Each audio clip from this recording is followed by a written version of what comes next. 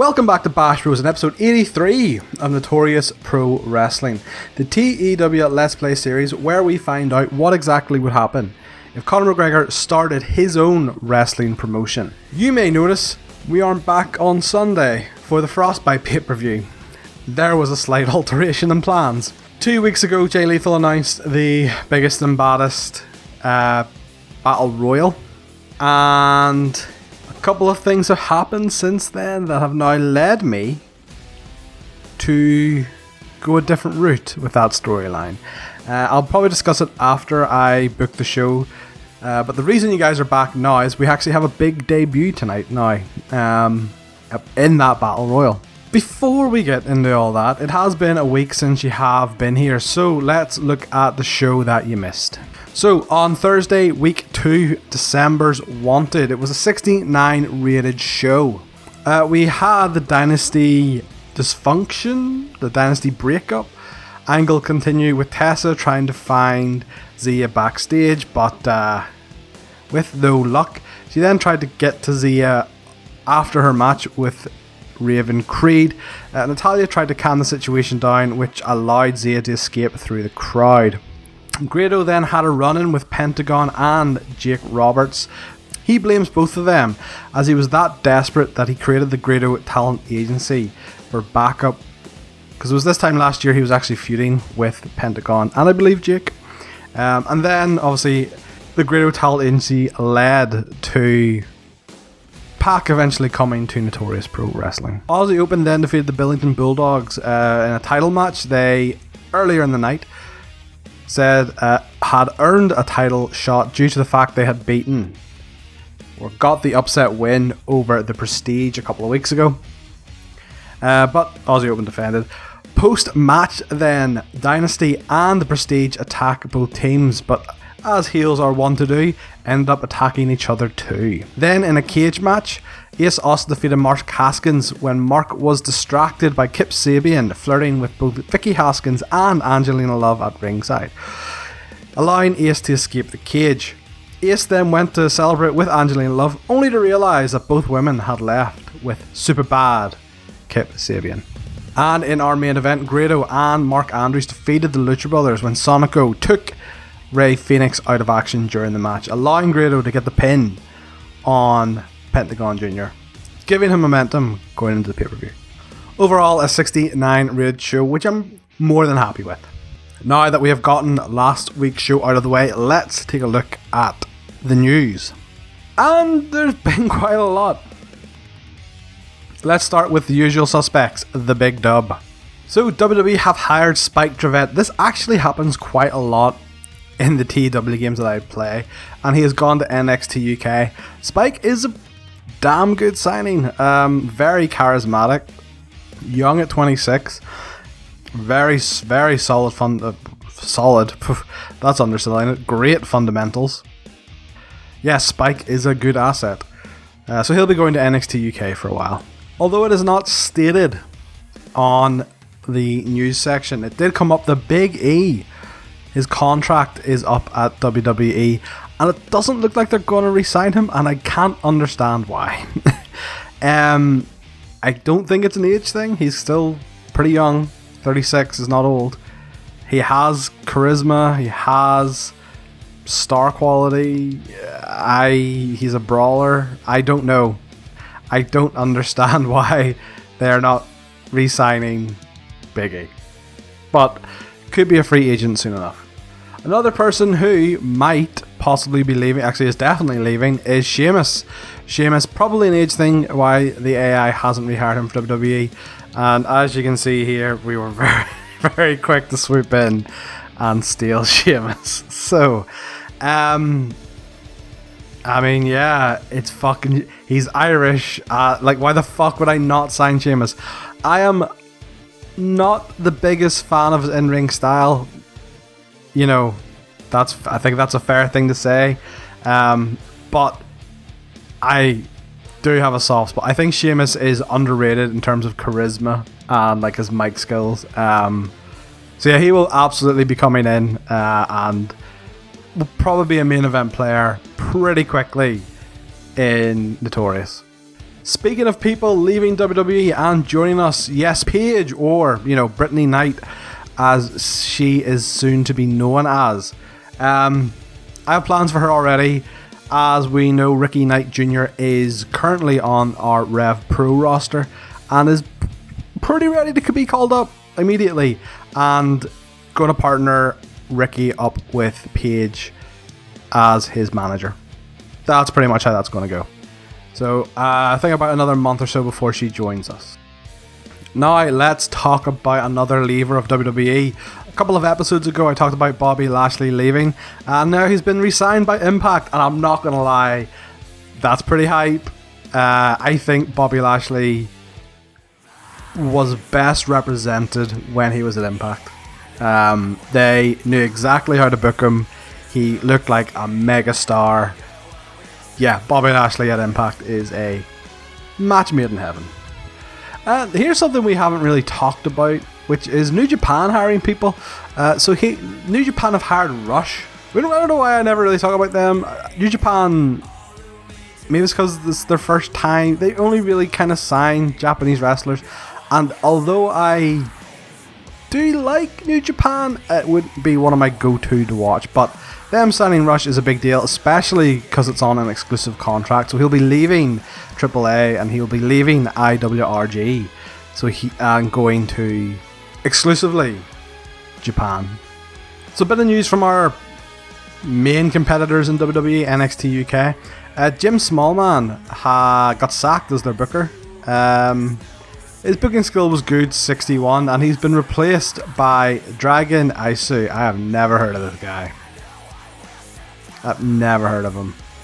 He's a wrestler, and his booking skill is pretty much 1 point better than Jim. His reputation is a lot better, but his actual skill is just 1 point better. So I don't see a massive change. I don't see a massive change in NXT UK. So I've googled this guy. I honest God, I've never heard of this man. I like to think I am relatively well versed in UK indie wrestling. Never fucking heard of this guy.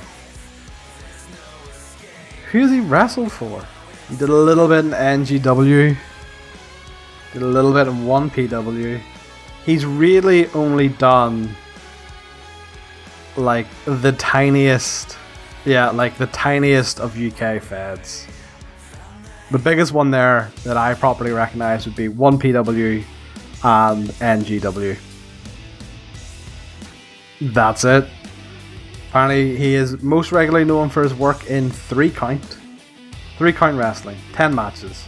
Gotta question that one, Vince, not gonna lie. And finally, I did announce it a few shows ago, but MLW, their financial warning finally caught up with them. They filed for bankruptcy and are now closed. It's a bit of a shame, but we looked at their finances, I think, when we did discuss it. You know, you had people like La Parca who were on $2,000 per appearance and not even considered a major star in the company, and that is very telling. So yeah, that is very sad to see. Okay, so that is what you have missed out of the way. That is the news out of the way. Nothing left to do now but book the show and bring in our brand new debutante tonight. Let's do it. Okay, and we are back, coming at you from the Borough Hall in Hartlepool, England. It is Thursday Night Wanted. I will not lie, other than the big debut and maybe the main event, this is just a bunch of squash matches. So like we have Dean Allmark versus Sonico and the Filthy Jen versus the Velocities. And I like the Velocities, but they are fucking jobbers. Anyway, in terms of booking it, not much to talk about. One thing I actually forgot to mention is Jonathan Gresham has sustained an injury. I don't know where he got it from. It wasn't from one of our matches. But it isn't ideal as he's in a 6-man at the pay-per-view. So he was actually supposed to wrestle in the P12. That isn't going to happen either. So it's chronic knee pain, I think, is his injury, which is about 40 days.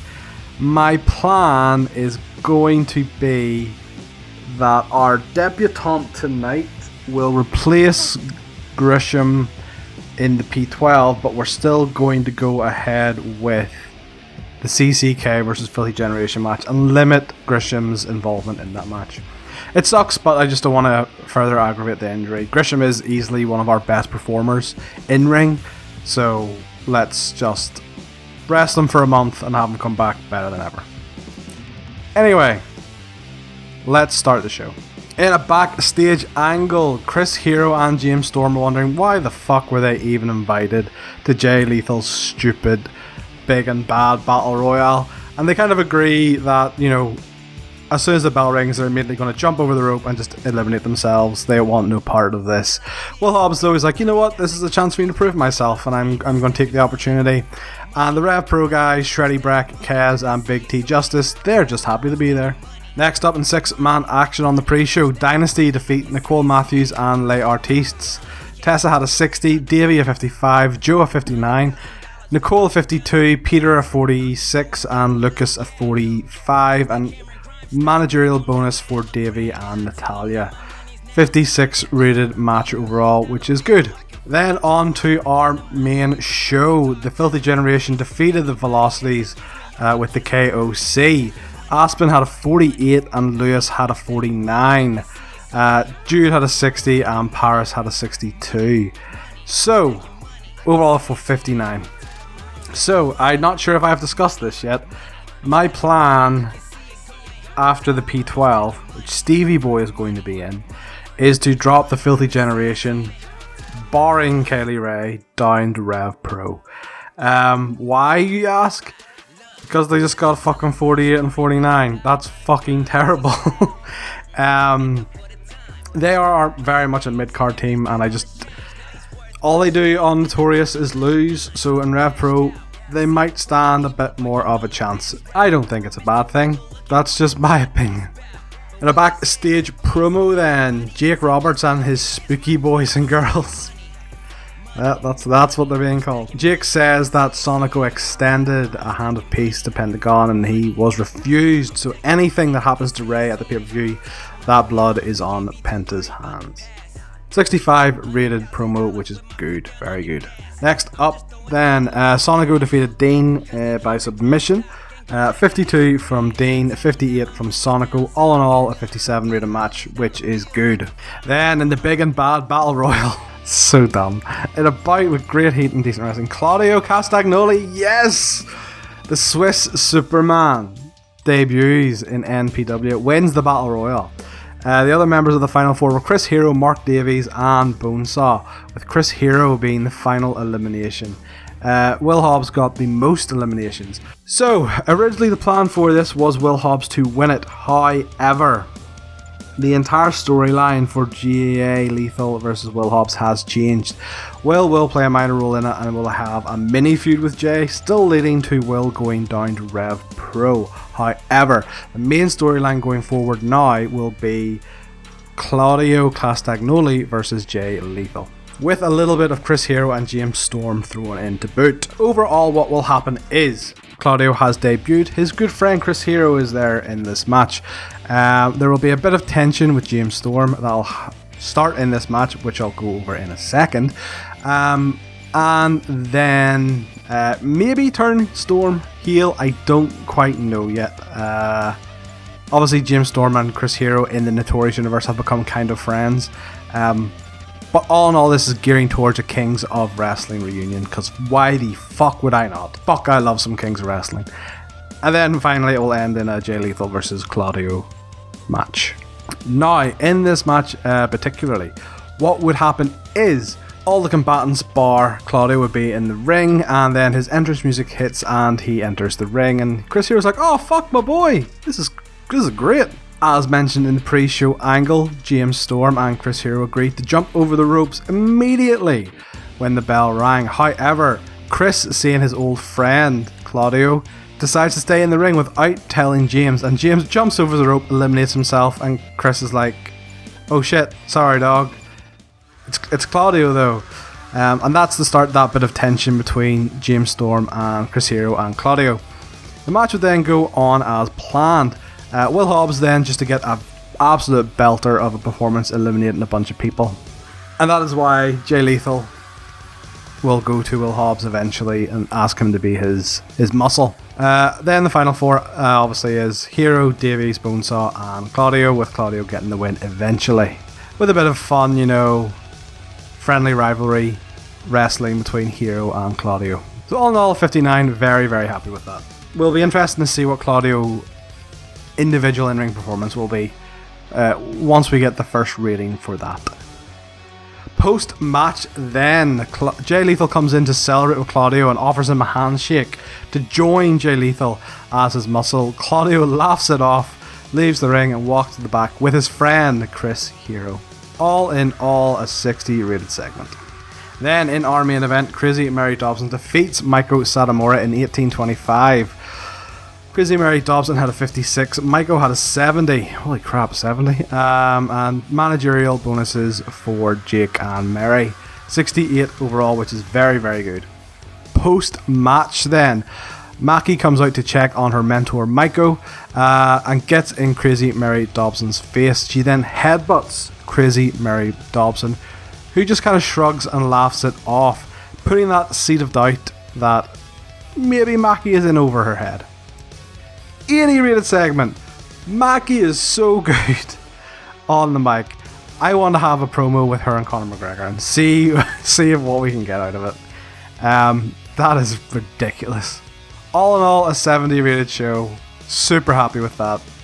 I'm super happy with that because we didn't have Ray or Penta or Gresham or any of our big baller in-ring workers in the main event. We had a women's main event and a hell of a promo from Maki, and that was what carried the show. That's pretty awesome. So as discussed, we have a slight change in plan then to the Jay Lethal versus Claudio storyline. It was originally going to be Jay Lethal versus Will Hobbs. That will still happen. Jay Lethal will go on and face Will Hobbs one-on-one, throw a bit of a bitch fit, or after being rejected by Claudio, Will Hobbs, after having such a performance in the Battle Royale with the most eliminations, he's going to go to him and beg for him to be his new muscle and get rejected, leading to a one-on-one match. This one-on-one match then, post-match, he will probably beat the shite out of Hobbs with a chair or something, kayfabe injuring him and sending him down to Rev Pro. Claudio, Chris and all them will make the save. Throughout all this then, James Storm's tension of, Chris Hero's got a new friend and, pretty much the jealous ex, but with James Storm. That'll turn him heel. And then we're going to have, I'm sure we'll have at one point, Lethal versus Storm versus a reuniting Kings of Wrestling. And then we will have the one-on-one matches, so Storm versus Hero and Claudio versus Lethal. Further on down the line, I have absolutely no doubt in my mind that the Kings of Wrestling will be future NPW Tag Champs. Probably not going to take it from Aussie Open, but they will, spoiler alert I guess, so put a pot over your head and bang it with a wooden spoon if you don't want to hear it. My plan is for the Prestige, or Grizzled Young Vets of the Prestige, to dethrone Aussie Open as the NPW Tag Champs, and then Kings of Wrestling will probably win the belts off of Grizzled Young Vets. That's my plan. I've never booked Kings of Wrestling before, and I'm so excited to do so. They are one of my favourite tag teams of all time.